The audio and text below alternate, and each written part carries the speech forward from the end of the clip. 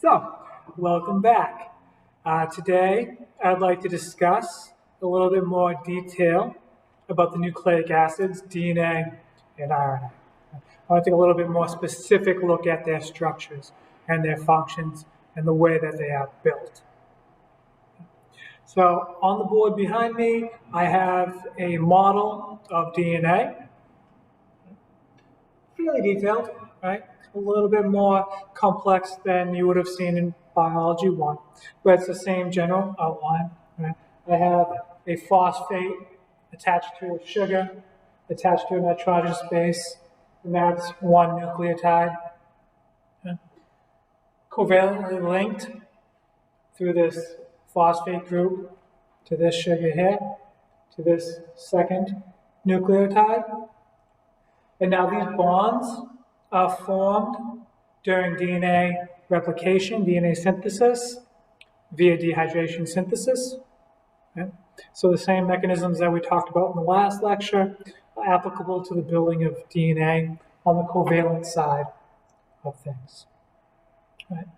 And so these are covalent bonds held together very strongly. Now, as you know, DNA is a double-stranded molecule in most cases. And so on the opposite side, I have another strand of DNA covalently bonded in the same fashion. What's holding these two strands together are hydrogen bonds between the nitrogenous bases of each nucleotide. In the nucleotides, you should recall that in DNA, C, cytosine, always pairs with G, guanine, and A, adenine, always pairs with T, thymine. Right? So it's CGAT, GCTA, always. Right?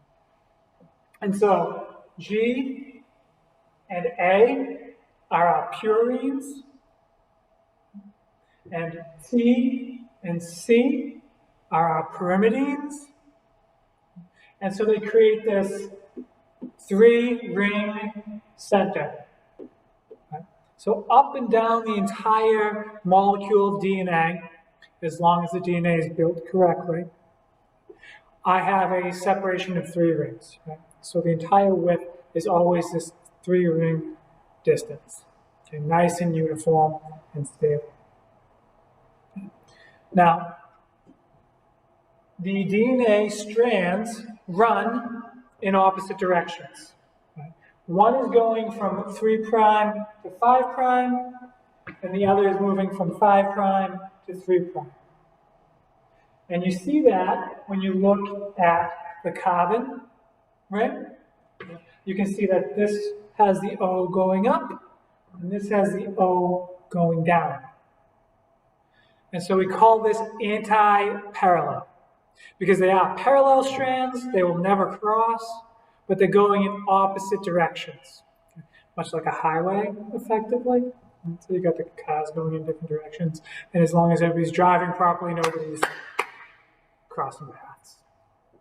Okay? DNA general structure.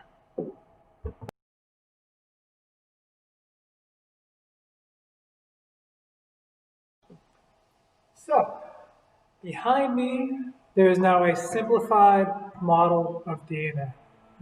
This is a version of the DNA model that you'll see often.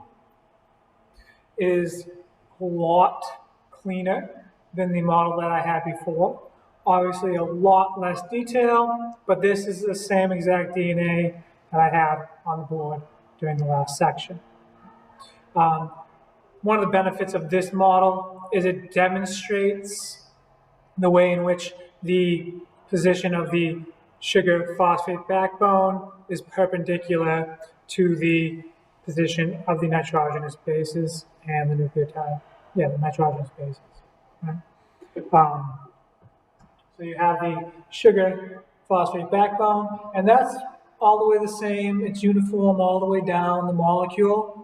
So we really don't need to detail it very much because everybody who knows DNA knows what this represents. The variable part of the nucleotide, the nitrogenous base, the part that actually does the coding for the DNA, right, has to be spelled out specifically because that's what's changing the qualities of the individual DNA molecule. And so the difference between my DNA and your DNA is that I might have an A here, you might have a C here. And so there's small changes that have a large impact on the overall production of the protein structure that this DNA codes for. Another thing I'd like to emphasize with this model is the number of hydrogen bonds between the nitrogenous bases. So between C and G, there are 3 hydrogen bonds. And between A and T, there are 2. So the bonding between C and G is just a little bit stronger than the bonding between A and T. And this actually plays a role in one of the mechanisms of DNA processing. And so when we start looking at processes like transcription, there are regions of DNA that have long repeats of A and T and A and T and A and T, or A, T, T, T, T, T, A, T, T, T, T, T. And those regions are the places where the DNA can more readily open up for processing of the individual nitrogenous bases so that the coding can be read. So yeah, simple model of DNA.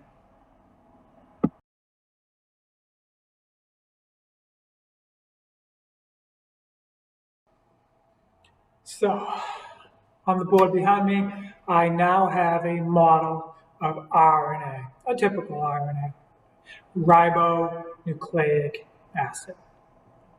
And now most RNAs are single-stranded.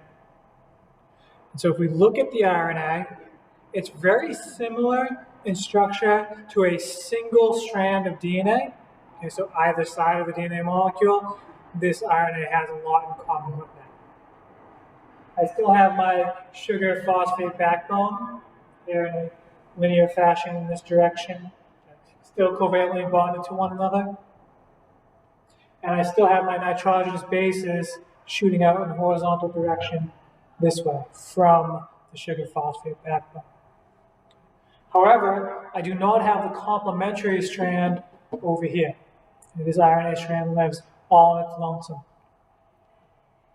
Now, the reason for the difference between the single-stranded and the double-stranded nature of RNA and DNA lies in this functional group here. Okay. So this sugar is ribose. And the D in DNA stands for deoxyribonucleic acid. So this oxygen is the one that is lost when I have deoxyribonucleic acid. And so oxygen, being electronegative, draws some of the electron activity away from my nitrogenous base and down towards the sugar. And so this little difference means that this nitrogenous base is not looking to reach out and grab a friend through hydrogen bonding. Right? And so this means that the RNA stays alone. Right? It's not trying to find that friend strand that DNA is looking for. Without that oxygen, the electrons from the nitrogenous base are free to go engage with the electrons from the nitrogenous base of the other DNA. So RNA stays single-stranded in most cases because of this, and DNA is double-stranded because it does not have that oxygen. Cool. You still have the 5 to 3 or 3 to 5, depending on your direction, sense for RNA. And so it's still determined by the carbon number. So this is still carbon number 5. There's still number 5 carbon over here. And so when RNA is built through the process of transcription, the 3' to 5' lines up with the 5' to 3' of the DNA, but they're never bonded the way that the DNA anti-parallel strands are. Okay? Typical RNA.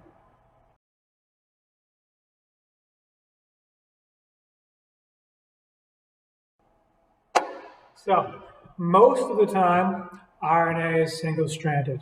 And most of the mechanisms in our body that utilize RNA are using that single-stranded form that we typically think of when we think of RNA. However, there are mechanisms that utilize a double-stranded form of RNA. There are a few mechanisms in our systems that utilize RNA's ability to bond with itself. More often than not, when we're talking about double-stranded RNA, we're talking about viral genomics. And so we're talking about the genes of viruses. So a lot of different viruses use double-stranded RNA as their genetic information carrier, as opposed to the DNA that we use. Excuse interruption. With Tamika, please call extension 3431. Thank you. So, looking at a double-stranded RNA, in small amounts, it's very similar to what you'd expect to see in DNA. The only difference is that we've subbed out a uracil for a thymine. I still have a 5' to 3' end and an anti-parallel 3' to 5' side. My adenine and my uracil are still forming the 2 hydrogen bonds. My guanine and cytosine are still forming 3 hydrogen bonds. The major structural difference in this whole setup is that the hydrogen bonding here is a lot weaker than it is in the DNA double helix, for the reasons that I talked about in the last segment with that oxygen. And so the whole reason behind that was oxygen's electronegativity hogging the electrons. If you think back to our talk about water, you'll remember that the oxygen isn't holding the electrons all the time. So sometimes those electrons go back to the nitrogenous base. And so the hydrogen bonds can still form. It's just not as strong as they are in DNA.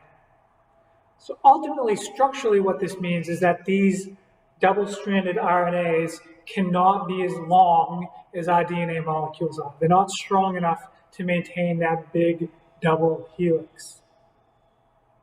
But for a virus, which has a relatively very small genome, doesn't have much, it just has the code for itself, right? That's it.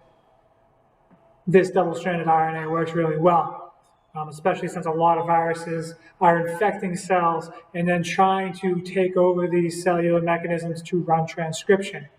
And so instead of having to worry about taking DNA and getting the cell to transcribe the DNA and then translate the RNA into a protein, it can skip that first step and just jump right into the ribosomes to make its own proteins.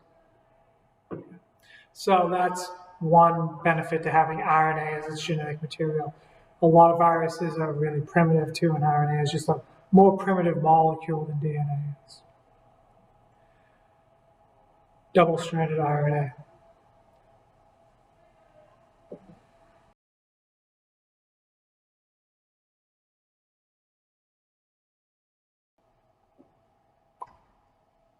Another way that RNA complementary bonding stuff is taken advantage of in living things is through a mechanism like the one I've drawn on the board.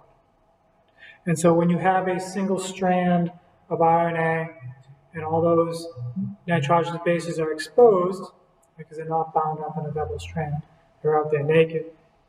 Right? If I have a complementary section upstream to a complementary section downstream, upstream, downstream, the RNA can actually fold up onto itself, and those complementary regions can associate with one another. It's not a super strong bond, but they'll hang out together and they'll stay together because they do find each other attractive. Right? So if I have a, the U will find the A attractive. I got a C, G, U, A, G, C. These complementary regions will stay associated. And so instead of just being this simple single strand of RNA, it folds up on itself and makes different shapes. And so one of the easiest instances to see this in is tRNA, which you should remember from Bio 1 with transcription, translation, storing. But the tRNA is what brings the amino acid over to the ribosome. Talk about that during transcription and translation anyway. But the complementary RNA nucleotides will associate and stick together with one another.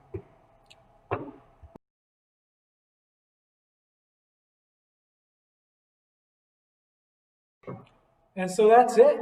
Nice short talk about our genetic materials, the structure of DNA, which is a double helix with anti-parallel strands, and RNA, which is typically a single-stranded shorter molecule with exposed nitrogenous bases.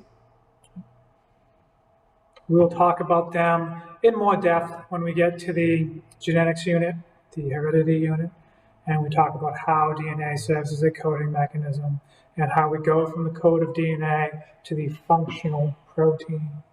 We'll explore all those in super fun depth. And we get to look at some more exciting different forms of RNA and the cool things that they can do, because RNA is really neat.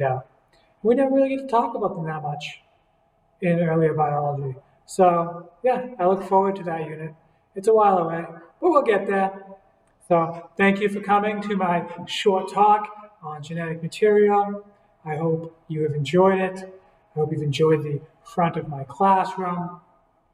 Have yourselves a fantastic day. Wish in the well, don't ask me, I'll never tell. I looked to you as it fell, and now you're in my way. I trade my soul for a wish, pennies and dimes for a kiss. I wasn't looking for this, but now you're in my way. Your stare was holding, ripped jeans, skin was showing. Hard night, wind was blowing. Where you think you're going, baby? Hey, I just met you, and this is crazy, but here's my number. So call me maybe. Yeah, it's hard to look right at your baby, but here's my number. So call me maybe. Hey, I just met you, and this is crazy, but here's my number. So call me maybe. And the other boys try to change